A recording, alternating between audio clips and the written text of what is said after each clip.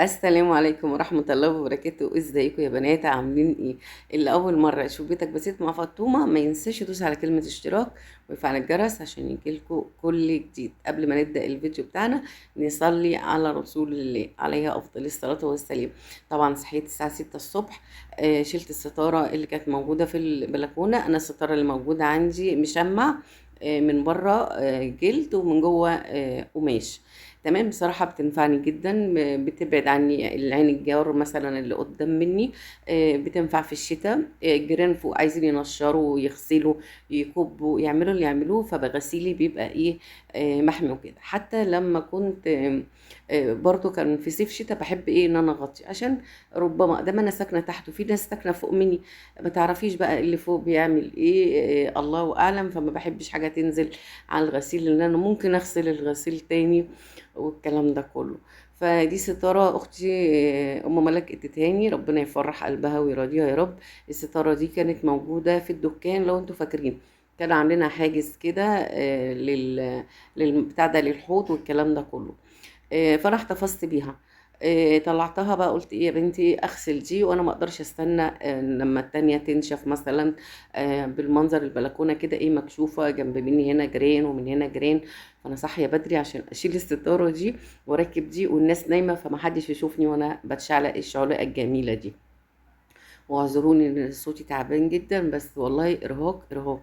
فانا كملت الشغل بتاع البيت ده، وقلت ايه نستكفى لحد كده. فانتوا تابعوا الفيديو وشوفوا انا وصلت لحد فين. ده كمان لولا هبه ربنا يكفيها شر المرض يا رب ويديها الصحه والعافيه، جت انقذتني، وهي ام ملك. طبعا ام ملك ما سابتنيش برضو، اختي حبيبتي.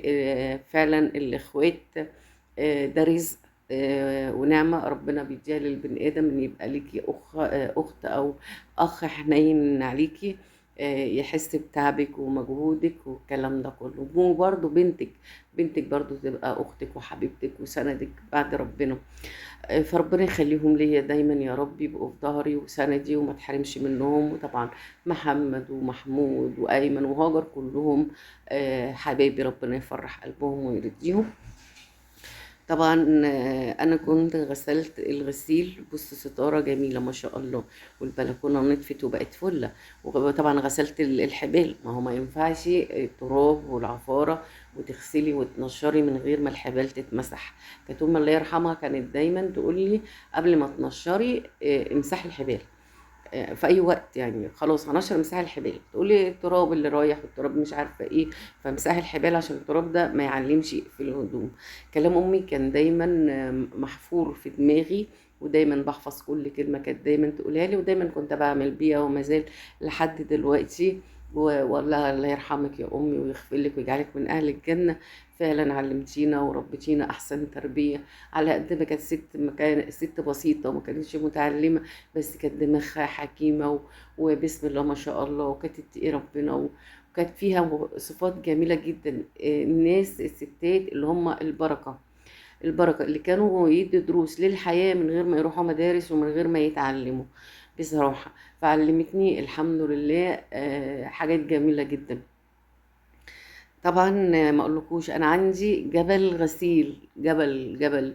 هدوم هبه طلعتها طبعا من الدولاب متطربه تتغسل، ملايات كبرتيات، فوط، هدوم اتبهدلت في الصاله كتير جدا. فانا عندي غسيل هفضل اغسل فيه اسبوع. انا دلوقتي في اليوم بنشر مرتين، يعني انا نشرت ودي حاطه.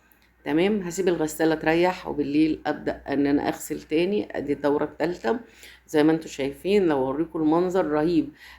هدوم في جريدل وهدوم في سبيتة، حاجات كتير جدا. فانا بقعد اقسم الغسيل بقى، الفتح لوحده والغامق لوحده وكل حاجة كده ايه لوحديها. طبعا والمشابك طبعا اهم حاجة المشابك تتغسل. زي ما انتوا شايفين كده نقع المشابك في المية تتشطف برضو من التراب والكلام ده كله. ما تخافيش المشابك مش هتبوظ لو اتنقعت في المية، بالعكس الخشب بتاعها بيجمد وبيمسك كويس جدا. يعني حتى لما تجيبي مشابك جديدة دايما تنقعيها في مية كده من بالليل تاني يوم، وبعد كده تصفيها وتسيبيها هتلاقي المشبك نشف. لكن ان انت تجيبيه على طول وتستخدميه بيبقى المشبك مش بيتحمل وبيبوظ معاكي بسرعة. تمام. فده كده زي ما انتوا شايفين بقية الغسيل. طبعا انا نشرته وخلصت على خير. يلا بقى نشوفوا المفاجأة. بصوا منظر الصالة ده كده، انا بعد ما لميت منها الهدوم اللي اتحطت في عندي في الأوضة، والحاجات بتاعت بكار اللي كانت على الترابيزة، والحاجات الكراتين والمواعين، وكل ده حطيته طبعا في المطبخ والغسل، وكل ده غسيل بلمه لسه. يعني انا كل ما بدور وبلم غسيل، والله جبل غسيل. ربنا يعيني عليه اسبوع بغسل دورتين غسيل والتالتة بالليل. وربنا يستر ايه على الغسالة. الغسالة دي استغنيت عنها، مش نافعة خالص، فهحطها في المنور تحت. اخويا محمد يمكن ياخدها هو يتصرف فيها، وفي شوية حاجات برضو هبقى اطلعها له، هو بيعرف يتصرف في الحاجات ديت. فما تتخضوش من منظر الصالة، انتوا تدعولي ربنا يعينك على اللي انا فيه. بصراحة يعني عمالة الف كده ايه حوالين نفسي، فبطلع كل الحاجات اللي ملهاش لازمة عشان الصالة توسع كده معايا. ارمي طبعا. ده كرتونة اختي صباح ادتني طقم سرير جميل جدا تحفة، علشان انا افرشه، بس انا شلته بقى لرمضان للعيد. يعني كل سنة وانتم طيبين، يعني ربنا ادانا العمر يعني وحضرنا هنفرشه. فانا قلت بدل ما اشيله بكرتونته يبقى متكركب كده، لا انا شلت الطقم في الدولاب ورميت الكرتونة. ودي المكنسة طبعا بتاعتي، هي جميلة جدا وشغالة وكويسة، بس الفرشة مكسورة. فنفسي افضى اروح للراجل اشتري فرشة، علشان طبعا بستخدمها في الشتاء. السجاد بيبقى تقيل جدا، وبيبقى طبعا رجلين والاولاد، رغم ان انا مش بخليهم يخشوا بالاحذية بيقلعوا بره، بس ساعات بيستهوني مثلا انا مش موجودة او كده، فبيخشوا ناسا مثلا المحفظة، ناسا المفاتيح، ناسا كتاب، فانا مش موجودة، فيخش بقى ايه بالكوتش يجيب الحاجة اللي ناقصاه ويطلع بيها. فبيبقى فيه تراب. احنا عندنا هنا في العجمي رملة، يعني تلاقي رملة على طول في طول الشتاء، رملة كده في كل حتة. فبتنفع المكنسة دي ان انا بشفط بيها الرملة والسجاد والكلام من ده، ان مش هيبقى فيكي حيل كل شوية تشيلي السجادة تنفضيها. فبعملها. ادعوا لي بقى ان انا ايه افضى واروح اصلحها او اجيب لها الفرشة. خلاص الكراسي طبعا بايظة جدا، هنزل بقى من عليها التراب كله.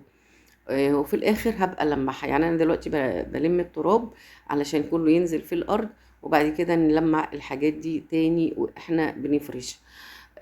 بصراحة فالحمد لله رب العالمين. طبعا هدوم طبعا كله في الحمام. زي ما انتوا شايفين كل شوية هتلاقي هدوم، وانا لو صورت لكم منظر الهدوم تقولي لما ده اللي مش نضيف، اما النضيف قد ايه. من كتر ده. والشاشة دي برضو كانت باظت، جت عليها مية، كانت شاشة كمبيوتر جت عليها باظ مية يعني وباظت. هنا بقى بنلم الهدوم. بصوا شايفين كل شوية في كل حتة هدوم متنطرة هنا وهنا. بصراحة التوضيب ده بيبقى صعب جدا جدا على أي حد قاعد في المكان اللي بيبقى ساكن فيه. فأنا الحمد لله نعمة وفضل عملت اللي نفسي فيه، والحمد لله على كده. تمام ده كده ايه، رضا رضا يعني الحمد لله. فربنا يعين اي حد داخل على مرحله زي دي، عايز يجدد حاجه ولا يعمل اي حاجه. هقول لكم على يعني على فكره كده تعملوها.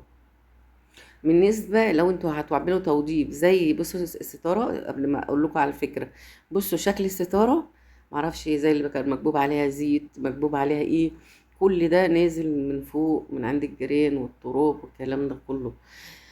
فصراحة بتحمي البلكونة وبتحمي الغسيل، فأنا هطبقها تطبيقة كويسة. ولما أخلص خالص هاخدها كده إيه على السلم بالخرطوم أمرشها. يعني يا إما إيه في الحمام اللي هي نفعت تتفرش في الحمام، بس هنحطها بره كده إيه على جنب، وبعد كده نبقى نخش إيه عليها. تعالوا بقى إيه أحكي لكم التفاصيل. اللي إحنا إزاي لو هتوضبي زي ما أنا عملت تعملي إيه. بتجيبي كراتين. تمام. الكراتين دي تحطي فيها حاجتك ولزقي، بكلمك بجد. كل حاجة بتخافي عليها حطيها في الكراتين ولزقي الكراتين، وحطي بقى ايه فوق بعضيها وشيليها. ان كان بقى ايه مواعين، ان كان اطباق، ان كان صيني هتفضيه، ان كان نيش هتفضيه، كله فضيه في كراتين، وتتقفل وتتلزق وتتركن على جنب. حتى التحف والحاجات اللي موجودة، الحاجات دي كلها، المخدات حطيها في الكيس اللي هي بتبقى الكبيرة قوي دي، حطيها في الكيس الكبيرة قوي ولزقيها وشيلي كل حاجة في مكان.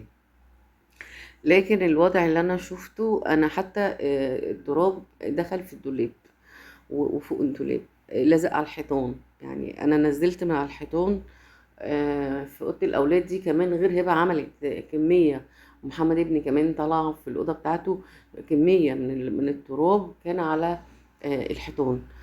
فقلت اقول لكم بقى على ان انا جربت وشفت بهدله بهدله في حاجتي، فانتوا اعملوا كده. احفظوا حاجتكم في اكياس كبيره جدا تتلزق وكراتين وتتقفل. دخلنا بقى في الجنب هنا، شلت الستاره وهتشوفوا منظر الشباك رهيب. قلت انزل التراب اللي على السقف والحيطه، تمام، وبعدين ننزل اللي على الشباك اللي هو السلك ده كله. ده كله حتى السلك عايز يتغير كمان، اتقطع، معرفش اتقطع من ايه. وبحته كده ايه نمسح كل الحاجات دي تاني، وننضف كمية تراب في كل حتة. فهجيب الفوطة بصوا وهنفض تاني كده بايديا، وبعد كده امسح مسح بقى ان انا ايه، ابدأ ان انا ايه ألمع الشباك من جوه ومن بره، الحيطان. منظر كان رهيب يعني. الحمد لله ان ربنا اداني القوة وقدرت ان انا الم الصالة لحد كده. بصوا دي المروحة اللي اتأثرت من التراب بتاع الصاروخ. الصاروخ اللي هو بيقطع بيعمل الحيطة والسيراميك والتقطيع، ده شكل المروحة. يعني دي مش اتوسخت من استخدامنا احنا كنا مشغلينها، فكانت كل التراب كله كان بيجي عليها. فهبدأ ان انا ايه افكها واخش بيها على الحمام علشان خاطر اغسلها، واركب المسامير تاني في مكانها عشان ما تتنطرش مني، عشان اصلا ما فيش مكان الواحد يحط فيه ايه الحاجة. خلاص برضو هنا زي ما انتم شايفين همسح الحيطة ونفض التراب، واديها ايه تلميعة من هنا ومن هنا، ونخلي المكان كده ايه زي الفل. ما انت لازم عشان تبدأي نظافة ابدأي من فوق وبعدين لتحت، وجيها كده ايه واحدة واحدة. نيجي على الركن الفظيع اللي هنا ده، هنرمي كل الحاجات طبعا اللي ملهاش لازمة، نشيله. ورق ده معرفش ايه اللي جايبه هنا. كل الحاجات دي نشيلها من قلب مكانها، وننضف بقى الجزامة. طبعا الجزامة من جوه كمان عايزة يتفضي كل اللي فيها وتتلمع. وطبعا فالطوبة اللي مش بتلاقيه مش عايزاها ارمي ترمي كل الحاجات اللي انتوا شايفينها. بص التراب نفسه موجود ازاي، هو ده بقى التراب اللي بقولكوا عليه اللي هو الناعم بتاع الصاروخ. فهنلمع برضو الجزامة من كل حتة، تمام، ونشيلها خالص من مكانها عشان برضو في كسر وفي تراب. وده ايه الباب بتاع اوضه النوم. طبعا لما علينا الارضيه وركبنا السيراميك، فبدأ ان الباب عايز يتقص من تحت علشان يبقى في قد المقاس بتاع الاوضه. فمستنيين برضو النجار يجي عشان ياخد المقاس ويقص لنا الباب عشان يركبه لنا. فاحنا قاعدين الحمام من غير باب والاوضه بتاعتي من غير باب، مستنيين النجار يجي يعمله لنا. خلاص كده نخلص بقى. بص الطوب والتراب، وما اقولكوش نخلص ونلم كل الحاجه دي كلها، وننضف كده الاول كل الحاجات الصعبه ديت، وبعد كده نبقى نشيل فرش الانتريه في الاخر خالص. يبقى مش فاضل غير ان احنا نسيق بقى شويه ميه كده، نبلبط شويه صابون، شويه ديتول، شويه معطر في قلب الارضيه، وننضف الارض كده تسيقه جميله جدا وكده. وقدام الباب طبعا كل ده عايز يتشال وحاجات تترمى والكلام ده. هنزق الكنب عشان برضو ورا منه تراب، بس الحيطة مش محتاجة صراحة انها تتصبن، الحيطة نظيفة. الأوضة بس بتاعت الأولاد اللي كانت هي محتاجة تصبين، اما كان ايديهم ما شاء الله جمال جدا، ربنا يبارك فيهم. هنشيل بقى برضو الكنبة دي ونزق وناخد اللي وراه منها. طبعا مش فاضل الا ايه التلاجة. بصراحة انا مش قادرة ان انا ايه اصبنها ولا اجي جنبيها. طبعا عايزين نشيلها اصلا من مكانها خالص. هنحطها في اوضة الاولاد. بدلت يعني انا اخدت الفريزر عندي انا في الاوضة عشان ما فيش حد بيستخدم الفريزر الا انا، والتلاجة هما طول الوقت بيستخدموها، فحطيت لهم التلاجة في قلب الاوضة. تمام. فجينا بقى للجنب ده كده برضه ننزل التراب كويس جدا، وبعد كده نلمعه. لو في بقع هصبنها.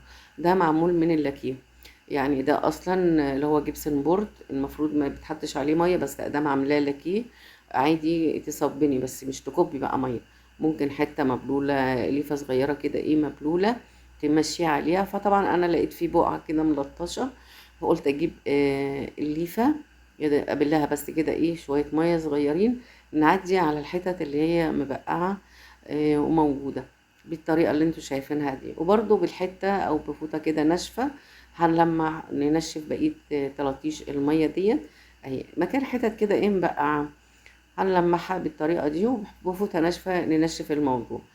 غسلنا المروحة ونشفتها وهبدأ ان انا اركبها. طبعا كل ده كانت الاولاد نايمة، يعني انا صاحية من الساعة 6:30 او 5:30 علشان الحق اشيل الستارة ديت. قلقت كده طول ما انتي وراكي حاجة، وراكي مسؤولية وشايلة جبل، فلازم ما يجيلكيش نوم. ومين يجيله نوم يا قلب في ليلة حلوة وانا البيت مقلوب قلبة مش حلوة. فجيت انا اركبها، ستر ربنا ان هي وقعت اتفكت، بس ايه وقعت على كتفي يعني الحمد لله.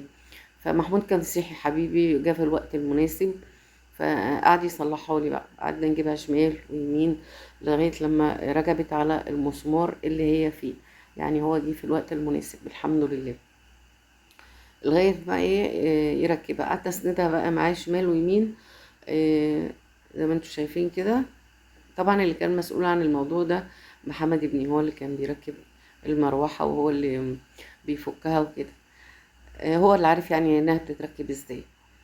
فلما اتفكت انا ومحمود بقى ايه بنحاولوا نركبها تمام. وشكلها كده ايه اتعوجت عايزة تتعدل، مش عارفة مش عاجبها الوضع ولا ايه، ولا زعلانة اللي هي نتفت. او ممكن يكون زعلت ان احنا وصلنا للمرحلة ديت ان شالت هم اكتر من طاقتها، يعني شالت تراب اكتر من طاقتها. مش عارفة يا معوجة ليه يا ابو سهل الحال. مش عارفه محمود مستني ايه. اه جبت تخشينه هقول لكم بقى. مكان المسمار اللي في الحيطه الفلاشه اللي بتبقى جوه وسعت عشان كده، فجبت ايه تخشينه السله بتاعه السنين حطيتها مع الفلاشه ديت علشان خاطر تبقى تخشينه، عشان المسمار ما يلفش على الفاضي. معلش انا اصلا من كتر ما بعمل حاجات فبنسى انا كنت بعمل ايه في المكان ده. فهنا بقى بيلف بقى يبدأ يلف المسمار شمال يمين لغاية لما يظبطها ويبدأ ان هو يركبها ويظبط عوجة رقبتها اللي هي فيها دي.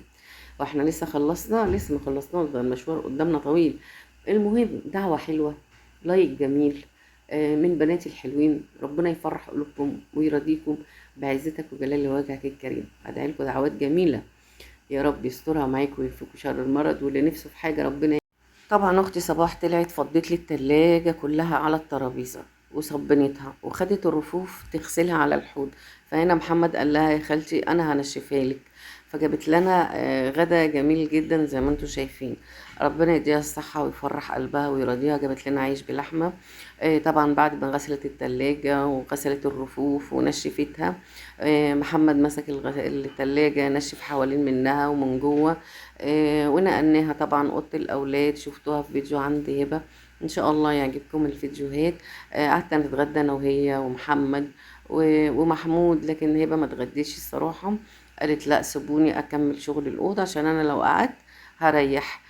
فقعدنا احنا دبيناها الاكله ديت وما قدرناش بقى نعمل حاجه تاني بعد كده. هوريكم الصاله بعد ما فضيت ونفرشها بعدين مع بعض عشان خلاص ما بقتش قادره. زي ما انتوا شايفين يا بنات ده النهائي النهائي كاس العالم ولا يا فاطمه.